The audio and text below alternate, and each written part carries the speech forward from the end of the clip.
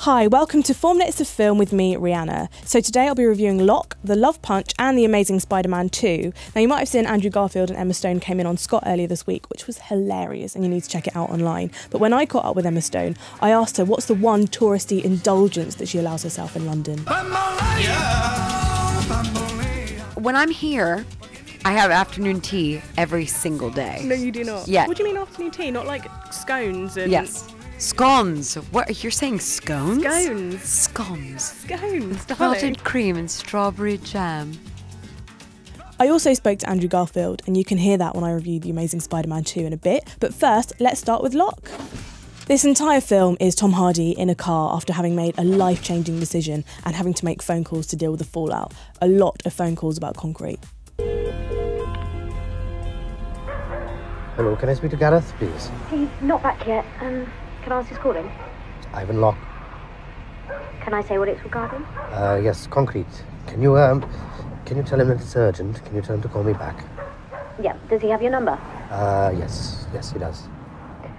Sorry, what was your name again? Ivan Locke. Something about concrete? That's right, yes. Can you, Will he know what? No, he won't. Something has come up and I need to tell people it's urgent. Sorry, what? I said it's urgent. Very urgent, thank you.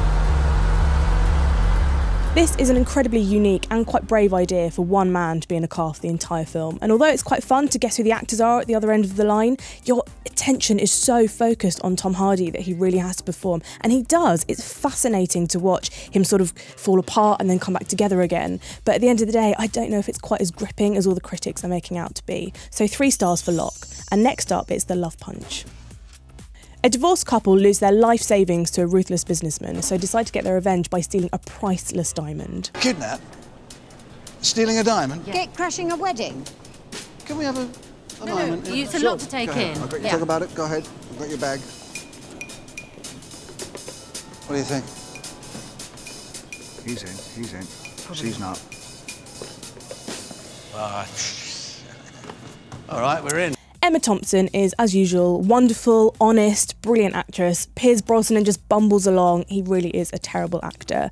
This film is just really hammed up, and although it's trying to be a bit different, it didn't get any real laughs from me, so 2 stars for The Love Punch. And finally, it's The Amazing Spider-Man 2. In this sequel, we see Peter Parker trying to deal with being Spider-Man, hold down a normal on-off relationship with Gwen Stacy, and also find out what happened to his father and where he came from. And what I loved, the highlight of this film, in fact, was Andrew Garfield and Emma Stone's chemistry. They work so well as an on-screen couple. So here's a bit from the film where you can see that chemistry in action, and you can hear my chat with Andrew Garfield about his unibrow. You're in trouble.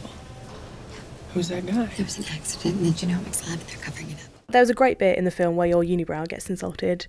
Whose idea was that? It might have been inspired by my comments upon my own unibrow. Because, you know, when you go online, when you first start out as an actor and you go, oh, what do people think of me? I bet everyone thinks I'm great. There inevitably are people that don't.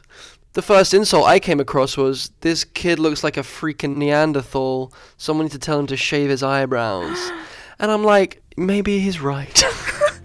My main issue with The Amazing Spider-Man 2 was the fact that you kept thinking it was ending and then they'd add on like another plot point at the end, which was a bit of a shame. I got a bit lost, but I did love the fact that Jamie Foxx was the fantastic Electro, the villain of the piece. And also Harry Osborn is back as Dane DeHaan, who kind of completely loses the James Franco ghost and makes this character completely his own. So 4 stars for The Amazing Spider-Man 2. Next week, I'm going to be reviewing Transcendence, Tracks and The Other Woman, so click here to subscribe.